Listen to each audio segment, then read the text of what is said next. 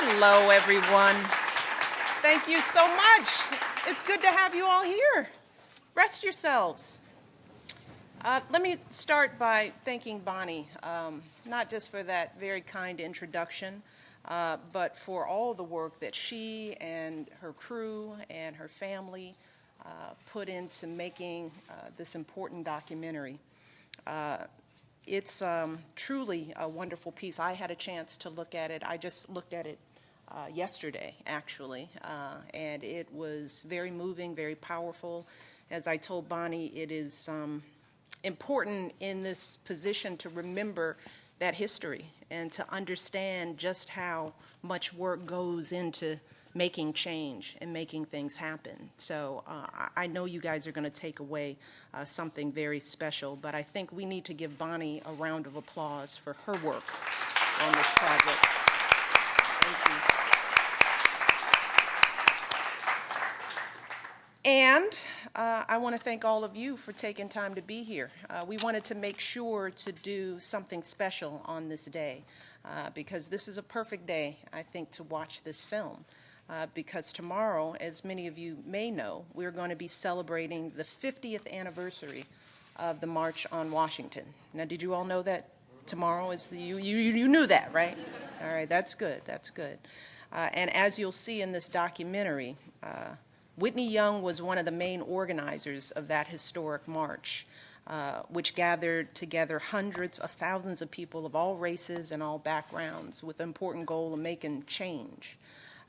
In fact, Mr. Young spoke on the steps of the Lincoln Memorial just minutes before Dr. King gave his I Have a Dream speech.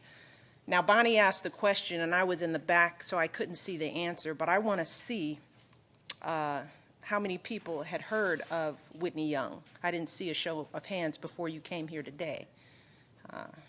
Yeah, that sounds about right, because the truth is that I probably wouldn't have known about him either had I not gone to Whitney Young Magnet High School in Chicago. Yes, indeed, Whitney Young. But what we learned from this documentary is that Whitney Young drew on his decency, he drew upon his intelligence and his amazing sense of humor. To face down all kinds of discrimination and challenges and all kinds of threats. But one of the things I want you guys to keep in mind, as Bonnie mentioned, is that what this documentary shows us is that there are so many unsung heroes in our history whose impact we still feel today. Just regular folks. They're not always going to be the Barack Obamas, the Dr. Kings, the Malcolm X's. For every Dr. King, there is a Whitney Young or Roy Wilkins or Dorothy Height, each of whom played a critical role in the struggle for change. And then there are the millions of Americans, regular folks out there whose names will never show up in the history books. I'm talking about the maids who walked miles home from work every night during the bus boycotts in Montgomery. We won't know the names of those men and women. The young people who faced down fire hoses and police dogs and angry mobs. We know some of those names, but we won't know all of them. I'm talking about the mothers and the fathers who taught their children to stand with dignity during a time when it was hard to get your kids to dream big. But those parents, throughout all that they saw, still taught their kids to dream bigger than the world ever could expect of them. Each of those people played a critical role in the difficult and often dangerous work of building a better future for all of us. And the thing I want you all to remember as you watch this film is that we are here because of that struggle. I'm here because of that struggle. And even though you may think you have some struggles, your paths are a whole lot easier because of the work these men and women did. And today, as a result of their work, we're living in a more just and more fair society. So that leads me to something else I want to ask you all and have you think about as you watch the film. A question that Barack and I, we often discuss with our daughters. And that question is, how are you all going to continue what these folks started? I want you to think about that. What are you going to do? What will be your contribution? Think about that. Because you got to start building up that energy now, right? It starts now. I want you to think about that. How are you going to make your community and our country safer? Each and every one of you has the power to do that. How are you going to make this entire country more prosperous and more free? You'll see in the video that there are so many different ways to answer this question. There's so many ways that you can contribute.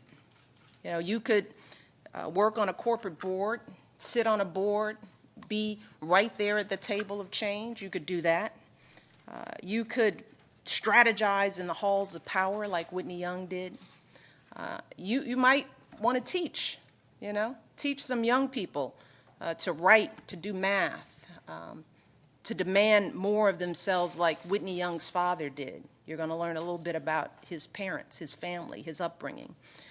You might want to be a filmmaker, although I saw that there weren't many hands up going for filmmakers, but I'm just saying, you never know. You never know. Or you might want to make your mark working in a hospital. You might want to do it working in your church. You might want to do it just being good parents, raising good, decent kids with some values, just like all those hundreds of thousands of people who attended the Lincoln Memorial March 50 years ago. But whatever you do, what I want you all to take with you is that I want you to keep pushing to be the very best that you can be at whatever you choose, and that takes hard work. And I know your teachers and your parents tell you this over and over again, but it's real. You have to put in the time and the energy to be great.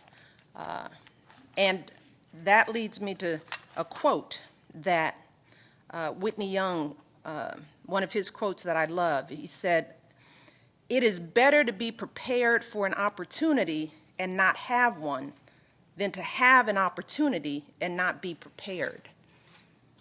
You know what that means? You got to be ready all the time. That means today you're preparing yourselves for the opportunities that are going to come your way. Barack Obama, at your age, didn't know he was going to be president of the United States. Would have bet money that he wouldn't. I never thought I'd be the first lady of the United States, but let me tell you something. We prepared ourselves, as Whitney Young did, as Dr. King did, and that meant going to school every day, doing your homework every day, showing up every single day and putting your best into whatever you're doing. And at the core of that is your education. There is nothing more important that you all need to be doing right now. It ain't rapping, it ain't dancing. It is learning to read and write in an outstanding way. That is your job. And if you do that, you will be prepared for whatever comes your way. But the worst thing you could do is to have that opportunity and not be ready to shine. So you all don't want to be in that position, and I know you won't. So I want you to think about that as you watch this film. I want you to ask yourselves those questions. How are you going to be the agents of change for the next generation? Because we're counting on you all. We're going to be old in a second. Many of us are old. And we're going to hand all of these wonderful issues over to you. And we're counting on you all to be ready to take the helm and be the next agents of change, because there's still a lot of work to do. So keep that in mind, okay? And I hope you enjoy the film, and I hope you keep reading and learning about the history of the civil rights movement, because there are so many stories, so many, many more stories than out there to learn from. And it's important for you all to know that history.